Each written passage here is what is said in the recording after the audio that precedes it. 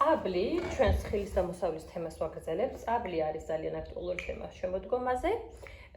უთხარით დავალით მშობლებს ერთი ცალი წაბლი, ახლა შეძლებენ ალბათ ერთი წაბლის, თქვენ თუ შეგიძლიათ ან იქნებ ბაღში სამზარეულოს აქვს წაბლი, სთხოვოთ, მე გირჩევდით ალბათ ვიღაც მშობლებს დაავიწყდებათ და თქვენი პრობლემა ეს არ უნდა იყოს, მაგრამ მე ყოველთვის თან მაქვს რამდენიმე წაბლი, რომ იმ ბავშვებსაც არ ეკნებათ მივცეთ.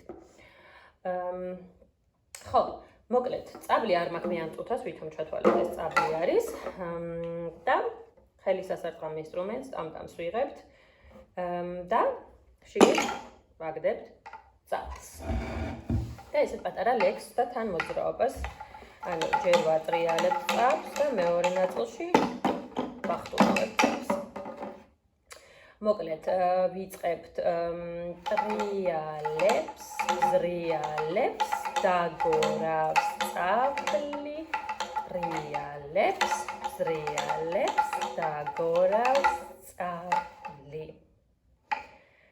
ვახტუნავს, დახტუნავს, დახტუნავს წაბლი, დახტუნავს, დახტუნავს და გადმოხდა წაბლი.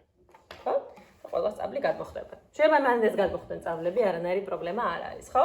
ეს რამდენიმეჯერ გავაკეთებინოთ.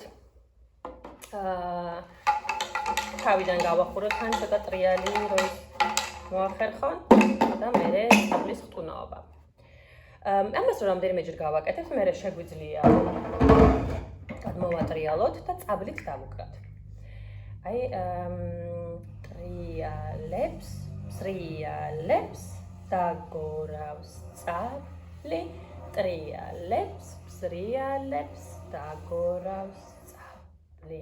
დახტუნავს, დახტუნავს, დახტუნავს წაბლი, დახტუნავს, დახტუნავს და